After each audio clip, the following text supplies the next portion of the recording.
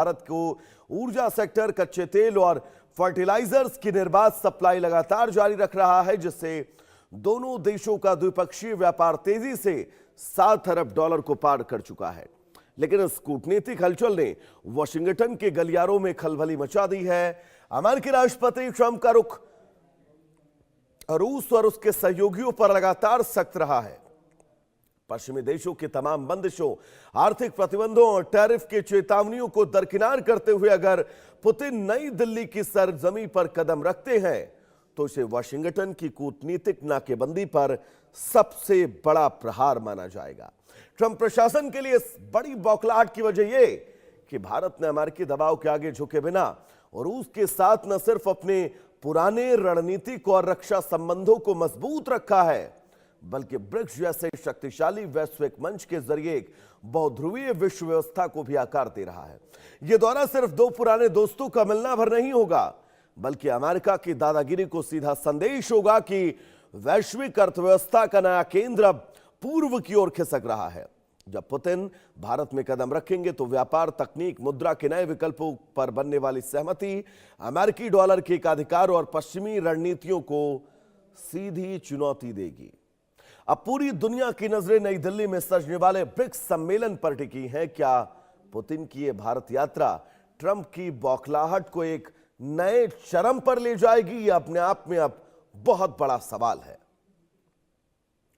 और अब इंतजार ब्रिक्स सम्मेलन की शुरुआत का है, क्योंकि भारत इस बार ब्रिक्स की मेजबानी कर रहा है और ब्रिक्स में मौजूद वो 11 देश, उनके शीर्ष प्रतिनिधियों में अगर रूस के राष्ट्रपति व्लादिमीर पुतिन भारत पहुंचते हैं तो यह बड़ा संदेश होगा अमेरिका को।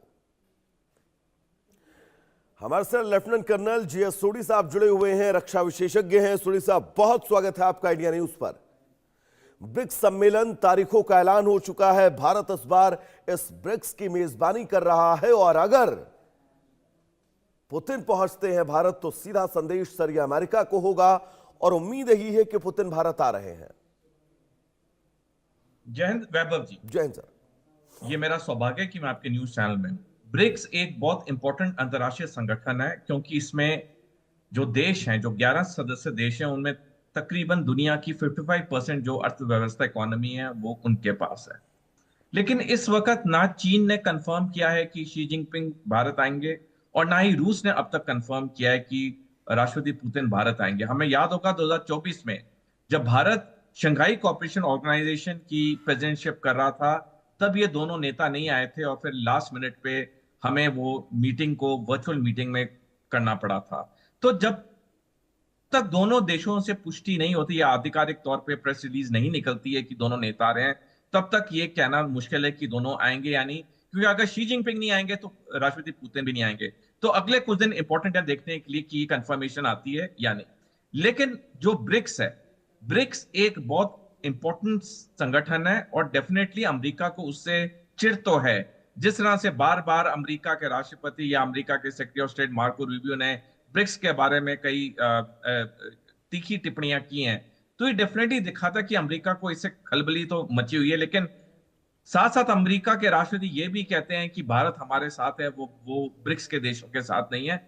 तो शायद मेरे को लगता है कि और थोड़े टाइम में जब ये सारी चीजें क्लियर होंगी कि चीन और रूस के राष्ट्रपति आ रहे हैं या नहीं, तो उसके बाद फिर सारी चीजें क्लियर होंगी। बट यस, ये एक इंपॉर्टेंट मीटिंग है और मेरी पर्सनल राय में रूस और चीन के राष्ट्रपति को आना चाहिए, क्योंकि एक अच्छा मौका है दुनिया के अहम देशों को साथ बैठने का, इंपॉर्टेंट विषयों पे चर्चा करने का, अहम निर्णय लेने का, क्योंकि आज ये जो देश हैं ब्रिक्स के, ये दुनिया के काफी ताकतवर देशों में से एक है। हाँ सोढी साहब, ब्रिक्स के 11 देशों का जिनका आपने जिक्र किया है, उन 11 देशों की लिस्ट और उनके नाम को अगर आप टटोलेंगे और उनकी गहराई में जाएंगे, अगर इन 11 देशों के शीर्षस्थ नेता भारत के सरजमी पर ऐसे वक्त में मौजूद रहते हैं जब दुनिया युद्ध से जूझ रही है, युद्ध में उलझी हुई है, तभी मानकर चला जा सकता है कि भारत से शांति का एक बड़ा संदेश इन सभी देशों को दिया जा सकता है। डेफिनेटली देखिए, कई बार हमारे माननीय प्रधानमंत्री जी ने भी कहा है कि युद्ध किसी भी समस्या का समाधान नहीं है। आप जितना भी युद्ध कर लें, लेकिन फाइनली बैठना नेगोशिएटिंग टेबल के ऊपर ही होता है, डिस्कशन के बाद ही कोई भी युद्ध खत्म होता है। तो डेफिनेटली कोई भी युद्ध का कोई अहमियत तो होती नहीं है, लाखों करोड़ों के लोग में मरते हैं, लोग मरते हैं, कितनी संपत्ति बर्बाद होती है।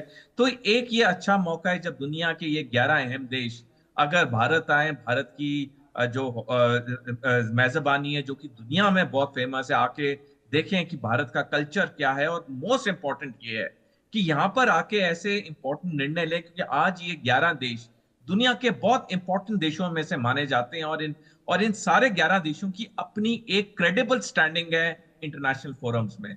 तो जब ये सारे देश इकट्ठे आएंगे, इंपॉर्टेंट मुद्दों पे चर्चा होगी, डेफिनेटली दुनिया को एक साफ संदेश जाएगा कि देखो, ये जब बड़े बड़े देश दुनिया के इकट्ठे होके कह रहे हैं कि शांति रखो, लड़ो मत, तो डेफिनेटली फर्क तो पड़ता है। तो मैं, जैसे मैंने पहले कहा कि मेरी राय में सारे 11 देशों के जो हेड्स ऑफ स्टेट है उन्हें आना चाहिए, यहाँ पे बातचीत करनी चाहिए, क्योंकि ये एक अच्छा मौका है दुनिया को दिखाने के लिए कि जब 11 शक्तिशाली देश इकट्ठे आएंगे, दुनिया में शांति बहाल के चांसेस हैं। अब तक तो दुनिया बहुत युद्धों से जूझ रही है, चाहे रूस यूक्रेन युद्ध हो, चाहे मिडिल ईस्ट में आए गए दिन वहां पे कोई किस पे हमला करा, अभी सीरिया पे 3 दिन पहले हमला हुआ है। तो डेफिनेटली अब दुनिया के 9 करोड़ नागरिक भी 9 अरब नागरिक भी थक चुके हैं लड़ाइयों से, युद्धों से, चीजें इतनी महंगी हो गई है। तो डेफिनेटली अब समय है, हमें शांति चाहिए, सारे दुनिया के 9 अरब लोगों को शांति चाहिए इस वक्त। सुर साहब, मैं बात अगर सिर्फ व्लादिमीर पुतिन की करूं, क्योंकि विदेश मंत्री जयशंकर साहब इस वक्त रूस में ही हैं, उन्होंने मुलाकात भी की है व्लादिमीर पुतिन से, और पुतिन ये तय है इस वक्त में अगर भारत के दौरे पर पहुंचते हैं, जब अमेरिका ने सीधे तौर पर यह कह दिया था कि भाई अगर आप रूस से तेल खरीदेंगे, रूस से अगर आप व्यापार करेंगे तो हम आप पर टैरिफ लगा देंगे। लेकिन भारत ने अमेरिका के इन प्रतिबंधों, अमेरिका के इन धमकियों को नजरअंदाज किया और रूस से रिकॉर्ड तेल खरीदा है। तो ऐसे में अगर ट्रंप आते हैं तो एक बड़ा संदेश अमेरिका को होगा, डोनाल्ड ट्रंप को होगा कि भारत अब किसी के दबाव में आने वाला नहीं है, और रूस भी इस बात को समझ रहा है भली भांति। वैभव जी, डेफिनेटली मैं आपकी बात से पूरी तरह सहमत हूं। देखिए, भारत ने कई बारी पिछले कई सालों में साफ किया है कि हम किसी देश के साथ नहीं है, हम अपना स्वतंत्र निर्णय लेते हैं, जो हमारे राष्ट्रीय हित या राष्ट्रीय सुरक्षा के लिए अच्छा होता है हम वही करते हैं। अमेरिका ने हम पे कितनी कोशिश की, लेकिन भारत ने कहा हमें जहां से सस्ता तेल मिलेगा वहीं से हम खरीदेंगे, क्योंकि जब भारत सस्ता तेल खरीदेगा तो हम जैसे नागरिकों को भी तो तेल सस्ता ही मिलेगा। तो भारत सरकार जो है वो सर्व राष्ट्रीय हित और राष्ट्रीय सुरक्षा की चीजें देख के ही कोई निर्णय लेती है। हम किसी भी महाशक्ति या बड़ी शक्ति के दबाव में ना कभी आए, ना ही कभी आएंगे। और मैं एक और चीज कहना चाहूंगा वैभव जी। वैभव जी, मैं अगर अमेरिका और रूस को कंपेयर करूं कि भारत के कितने अजीज दोस्त हैं, आप देखिए, रूस हमेशा से, चाहे पहले सोवियत संघ के अवतार में या रूस के अवतार में 1991 से, कभी भी रूस ने अपनी धरती को भारत विरोधी गतिविधियों के लिए इस्तेमाल नहीं करने दिया है। रूस की धरती से कभी भी कोई ऐसा बयान नहीं आया जो भारत विरोधी हो। लेकिन अमेरिका ने अपनी धरती से भारत विरोधी गतिविधियों को हमेशा बढ़ावा दिया है, चाहे खालिस्तानी लोग हों, चाहे इस्लामिक जिहादी लोग हों। आए गए दिन अमेरिका के बड़े बड़े नेता भारत के बारे में अनशन बयान देते हैं, India is a dead economy, India is a hell hole. तो अगर मेरे को दोनों देशों में चूज करना पड़े, मैं आंख बंद करके रूस पे विश्वास करूंगा, क्योंकि रूस ने प्रूफ किया है कि ये हमारा सच्चा और अटूट मित्र है। इसने कभी भी भारत की तरफ कोई गलत चीजें नहीं ना होने दी हैं, ना ही उसने वहां पे कभी ऐसे कही। सुरेश साहब, ये बहुत महत्वपूर्ण जानकारी है, और इस जानकारी के बीच ये समझना होगा 2 दिवसीय जो ब्रिक्स सम्मेलन है, इसमें सऊदी अरब भी शामिल है, और सऊदी अरब के भी अगर शीर्षस्थ नेता भारत पहुंचते हैं तो बड़ा संदेश पाकिस्तान को भी होगा, क्योंकि पाकिस्तान ने जिस तरह से मक्का ट्रीटी में सऊदी को अपने साथ शामिल किया है, लेकिन सऊदी के प्रिंस का यहां पर पहुंचना ये पाकिस्तान के लिए भी बड़ा संदेश होगा। सर देखिए वैभव जी, पाकिस्तान के लिए तो संदेश होगा, लेकिन जब कोई देश लिखित तौर पे कोई संधि को साइन कर देते हैं तो वो संधि को पालन करने में बाध्य हो जाते हैं। तो सऊदी अरेबिया के रॉयल प्रिंस का यहाँ आना का मतलब ये नहीं कि वो मक्का ट्रीटी खत्म हो गई है और कोई अभी उनमें सांठगांठ नहीं रही है। मैं इतिहास एक एग्जाम्पल देना चाहूंगा। 30 मई 1939 को मुसोलिनी और हिटलर के बीच में, इटली और जर्मनी के बीच में एक रक्षा संधि हुई जिसे पैक्ट ऑफ स्टील कहते हैं। जब 25 अगस्त को 1939 को हिटलर ने मुसोलिनी को फोन करके कहा कि मैं 6 दिन बाद हमला करने वाला हूं पोलैंड पे, तुम अपनी सेना को तैयार रखो मेरी मदद के लिए। तो मुसोलिनी ने कहा कि हम इटली तैयार नहीं, हमें 3 साल और चाहिए, लेकिन हिटलर ने कहा कि नहीं, मैं हमला कर रहा हूं। और जब 1 सितंबर 1939 को जर्मनी ने पोलैंड पे हमला किया, जिससे दूसरा विश्व युद्ध शुरू हुआ, मुसोलिनी को अपनी सेना भेजनी पड़ी हिटलर की मदद के लिए, क्योंकि एक लिखित संधि थी जिसे पैक्ट ऑफ स्टील के नाम से जाना जाता था। तो जब चीजें लिखित में आ जाती हैं, उनका जो कॉम्प्लेक्शन होती है, डायमेंशन होती है, पूरी बदल जाती है। इसीलिए ये जो मक्का पैक्ट है, मैं कई बार कहता हूं, ये 2 देशों के लिए बहुत खतरे वाला पैक्ट है, एक इजराइल के लिए और एक भारत के लिए। तो हमें सऊदी अरेबिया के क्राउन प्रिंस का यहाँ आना, इसके साथ मक्का पैक्ट पे कोई फर्क नहीं पड़ेगा, क्योंकि वो लिखित एग्रीमेंट है जिसमें तीनों देशों ने ये साइन किया हुआ है। एक देश पे हमला तीनों देशों पे हमला माना जाएगा। तो यानी कि सूर्य साहब, ये मानकर चला जाए कि ब्रिक्स से पहले जो स्थितियां, इन स्थितियों के बीच अगर सऊदी के शीर्षस्थ नेता भारत पहुंचते हैं, क्योंकि सर ब्रिक्स सम्मेलन है, जाहिर सी बात है 11 देशों के जो शीर्षस्थ नेता हैं वो पहुंचेंगे इन स्थितियों के बीच, लेकिन ये सम्मेलन भारत के लिहाज से कितना महत्वपूर्ण है, क्योंकि इसकी मेजबानी भारत ही इस बार कर रहा है। वैभव जी, देखिए, भारत के लिहाज से तो ये बहुत महत्वपूर्ण सम्मेलन है, बल्कि भारत के लिहाज से नहीं, पूरी दुनिया के लिए महत्वपूर्ण सम्मेलन है, क्योंकि पहली बार तो दुनिया के 11 बड़े देश, 11 शक्तिशाली देश इकट्ठे भारत की धरती पर आ रहे हैं। ये हमारे लिए बड़े फख्र की बात है कि इतने बड़े बड़े नेता हमारी धरती पे आएंगे। दूसरा, यहां से जब एक संदेश जाएगा 11 नेताओं से कि हमें शांति चाहिए, हमें व्यापार बढ़ाना है, हमें अपने नागरिकों की जिंदगी में एक सुधार लाना है, तो डेफिनेटली इसका दुनिया पे असर तो पड़ता है। तो जब ये सारे अहम लीडर्स भारत आएंगे, इस दुनिया को बहुत बड़ा संदेश जाएगा, और मैं तो मानता हूं कि ये भारत के लिए बहुत एक गर्व का मौका है, और सारे बाकी 10 देशों के भी हेड्स ऑफ स्टेट को आना चाहिए, ताकि हम दुनिया में शांति बहाल कर सकें। अब दुनिया के 9 अरब लोग बहुत दुखी हैं, इतनी वो महंगाई हो रखी है, इतने लोग आए गए मर रहे हैं, कोई शांति का नाम दिख नहीं रहा। ये एक सुनहरा मौका है पूरी दुनिया के लिए, और स्पेशली तभी मैं कह रहा हूं बार बार, ये 11 देशों के सारे लीडर्स को यहाँ पे आके हमें दुनिया में शांति बहाल करने की पूरी कोशिश करनी चाहिए। ब्रिक्स सम्मेलन खास क्या है सर इस बार, ये भी जानकारी हमारे दर्शकों को दे दीजिएगा।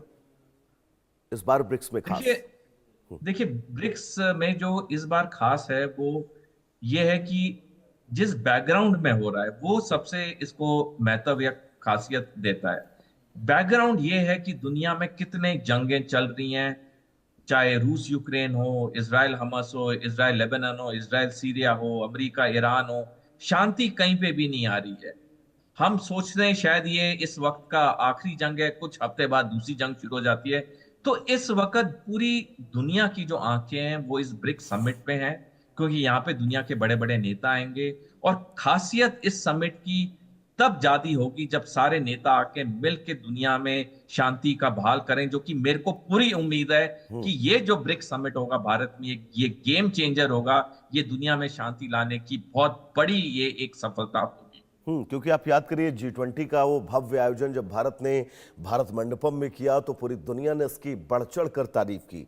इन तारीफों के बीच ब्रिक्स सम्मेलन, भारत में इसकी मेजबानी किया जाना, और सर एक बहुत महत्वपूर्ण चीज है, क्योंकि बांग्लादेश के प्रधानमंत्री ने ब्रिक्स को लेकर कुछ स्थितियां जो हैं वो ऐसी पैदा कर दी हैं कि वो शायद भारत ना आए, जिन स्थितियों में उनका ये कहना है। लेकिन ये कहा जा सकता है कि वो एक इस दौरे अगर नहीं करते हैं तो बड़ा संदेश वैश्विक पटल पर जरूर जाएगा।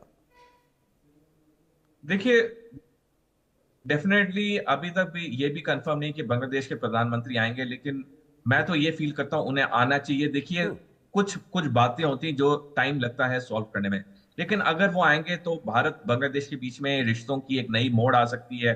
आज दुनिया को पर्सनल दुश्मनी से मतलब नहीं, आज दुनिया को मतलब है कि दुनिया में कितने युद्ध हो रहे हैं और कितने युद्ध होने वाले हैं। तो डेफिनेटली अगर सारे बाकी 10 देश के हेड्स ऑफ स्टेट भी यहाँ आएंगे तो ये समिट बहुत सफल होगा, दुनिया में आप शांति बहाल करने की कोशिश कर सकते हैं। तो मेरी राय में तो बांग्लादेश के भी प्रधानमंत्री को आना चाहिए। बाकी जो मुद्दे हैं वो भारत सरकार और बांग्लादेश सरकार के बीच में टाइम के साथ सारे रिजॉल्व हो जाएंगे। ऐसा कोई चीज नहीं होती जो रिजॉल्व नहीं हो सकती। जब हम स्कूल में पढ़ते थे फिजिक्स, और ये समझना होगा बांग्लादेश को भी कि भारत के बिना आपकी स्थितियां जो हैं वो अधूरी ही रहेंगी।